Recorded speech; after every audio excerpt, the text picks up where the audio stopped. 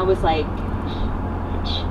you said impersonal, and I heard personal. It's impersonal. It's not real.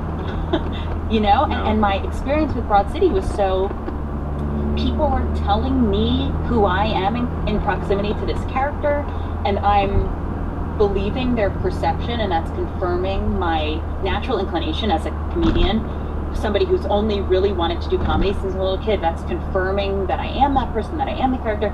And to realize that it's impersonal just changed everything for me. It took the pressure off. I don't have to, also women, Roxane Gay, the author and thought leader, said this awesome thing once, I don't know, or said it, or I read it, that she put out there, that women cannibalize themselves. We cannibalize ourselves for our art, whereas men more often get to stay at a safe distance, as experts, as storytellers, as puppet masters, as world creators. But women, we offer ourselves, women and people from marginalized groups with marginalized voices. And this idea of it being impersonal started to separate things for me, where now, last night I just did a show in Pomona, East LA, and the night before San Diego, and I did, this was like my 33rd or 34th show on this tour.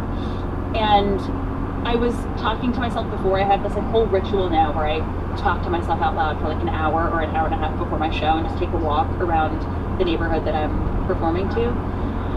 And the separation of this thing, I've definitely prepared and practiced. I don't have to pretend that it's spontaneous or off the cuff. I really want to do a good job for the people spending their time and money to come see me.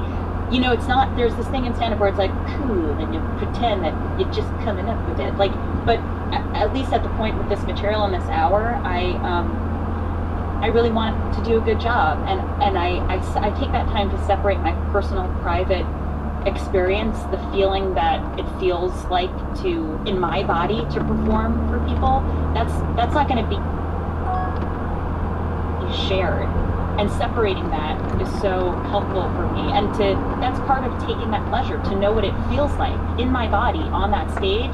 That's just for me. And I'm kind of, for the first time in my life, able to claim it.